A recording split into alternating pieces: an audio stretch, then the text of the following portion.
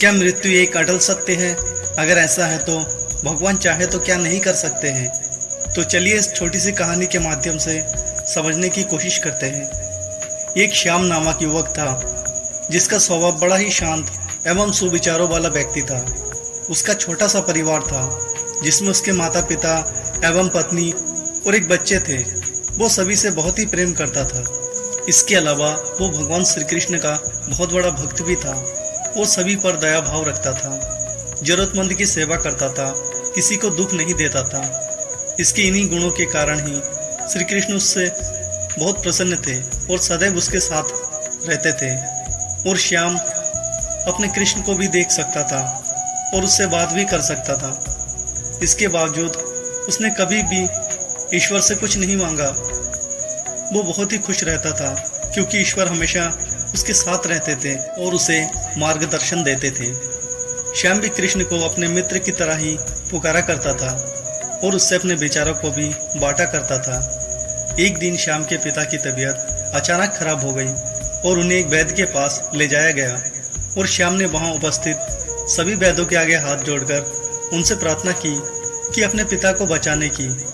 लेकिन सभी ने उससे ये कहा कि वो अब ज़्यादा उम्मीद नहीं दे सकते हैं और सभी ने उसे भगवान पर भरोसा रखने के लिए कहा। तभी श्याम को कृष्ण का ख्याल आया और उसने अपने मित्र कृष्ण को पुकारा। श्याम की आवाज़ सुनकर कृष्ण दौड़े चले आए। श्याम ने कहा, मित्र तुम तो भगवान हो ना, मेरे पिता को बचा लो, मैं अपने पिता से अत्यधिक प्रेम करता हूँ।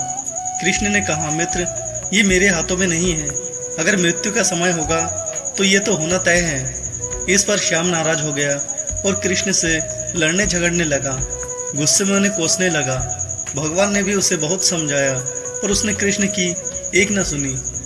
इस पर भगवान श्री कृष्ण ने कहा, मित्र मैं तुम्हारी सहायता कर सकता हूँ, लेकिन इसके लिए तुम्हें एक कार्य करना होगा। श्याम ने तुरंत पूछा, कैसा कार्य मित्र?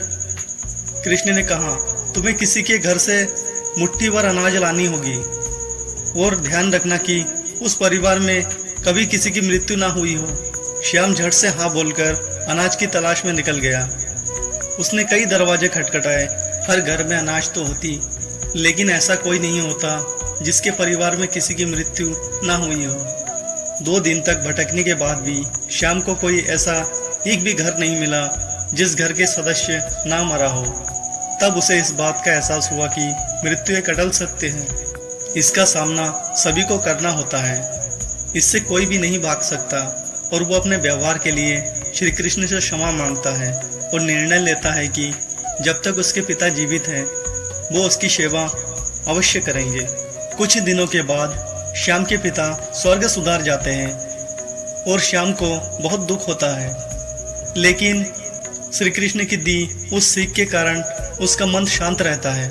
दोस्तों इसी प्रकार से हम सभी को इस सच को स्वीकार कर लेना चाहिए कि मृत्यु एक अटल सत्य है। उसे नकारना मूर्खता है। दुख तो होता ही है, उसमें फंस जाना गलत है।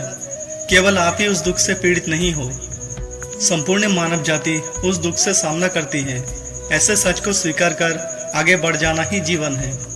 कई बार हम अपने किसी खास के चले जाने से इतना बेबस हो जाते हैं कि सामने खड़ा जीवन और उससे जुड़े लोग हमें दिखाई नहीं पड़ते हैं। ऐसे अंधकार से निकलना मुश्किल हो जाता है।